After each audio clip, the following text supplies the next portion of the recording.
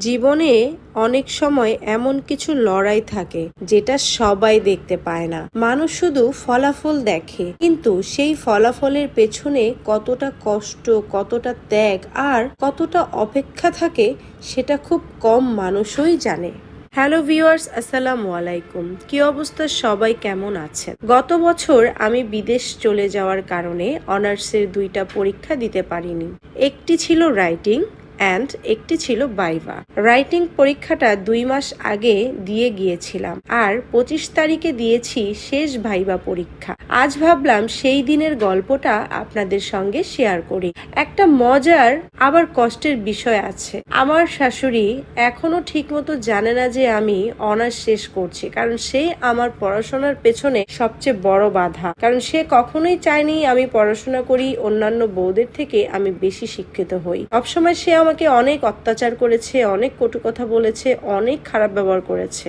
আমার ননাস তো কয়েকবার আমার থেকে রেজিস্ট্রেশন কার্ড দেখতে চেয়েছে, আমার এডমিট কার্ড দেখতে চেয়েছে কখনো কখনো, কারণ তারা ভাবতো আমি হয়তো ঢাকায় থেকে মিথ্যা কথা বলি যে আমি পড়াশোনা করি না। এমনিই হয়তো তাদের সাথে পড়াশোনার বিষয়ে মিথ্যা কথা বলি। যে যেমন তারা অন্যকে ওই রকমই মনে করে, আমার কাছে এটা মনে হয়। আবার আমার ননাস কখনো কখনো বলতো, তুমি কি পড়াশোনা করো, তোমাকে তো কখনো আমরা পড়তেই দেখি না। আচ্ছা, তারা থাকে এক জায়গায়, আমি থাকি আরেক জায়গায়। আমি কতটা রাত জেগে পড়ি, কত কষ্ট করে সব সামলাই, সেটা তারা দেখবে কিভাবে? তবুও আমি থেমে যাইনি। সংসার, সন্তান, বিদেশ যাওয়ার সবকিছুর মাঝেও নিজের পড়াশোনার স্বপ্নটা ছাড়িনি, কারণ আমি জানতাম স্বপ্ন যদি নিজের হয় তাহলে লড়াইটাও নিজের করতে হবে। এই পরীক্ষার জন্য আমার অনেক খরচ হয়েছে, 2বার প্লেনে আসা যাওয়া করেছি। চাইলে হয়তো টাকার কথা ভেবে আসতাম না, কিন্তু আমার বিশ্বাস মানুষ বেঁচে থাকলে আবার টাকা উপার্জন করতে পারবে, কিন্তু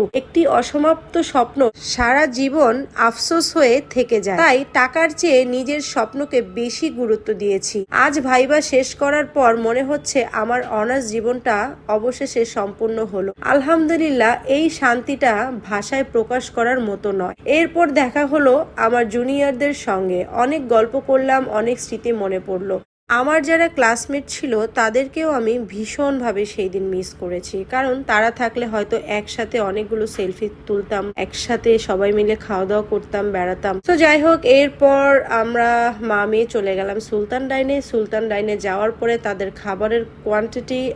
খাবারের কোয়ালিটি এতটাই বাজে হয়ে গিয়েছে, কি আর বলবো। যাই হোক, অনেকদিন পরে সুলতান ডাইনে খেলাম, কারণ আপনারা হয়তো সবাই জানেন আমি তো আর বাংলাদেশে থাকি না, কিভাবে সুলতান ডাইনের খাবারগুলো খাবো। এখন একদমই বাজে হয়ে গিয়েছে সুলতান ডাইনের খাবার। এরপর মেয়েকে নিয়ে একটু পার্কে গেলাম। ও খুব আনন্দ করছে, ওর হাসি দেখে আমারও সব ক্লান্তি যেন দূর হয়ে গেল। আমিও কিছু ভিডিও করলাম, কয়েকটা ছবি তুললাম, নিজের মতো করে কিছু সুন্দর মুহূর্ত জমিয়ে রাখলাম। আর হ্যাঁ, আজ আমি এই যে শাড়িটা পরেছি সেটা কিন্তু আমার নিজের পেজের। শাড়িটা আমার ভীষণ পছন্দের। আপনারাও চাইলে এই রংধনুর যে শাড়িটি আমার পেজ থেকে দেখে নিতে পারেন। প্রাইস কিন্তু খুবই রিজনেবল। ভিডিওটি যদি আপনাদের ভালো লেগে থাকে তাহলে অবশ্যই একটি লাইক, কমেন্ট এবং ফলো দিয়ে পাশে থাকবেন।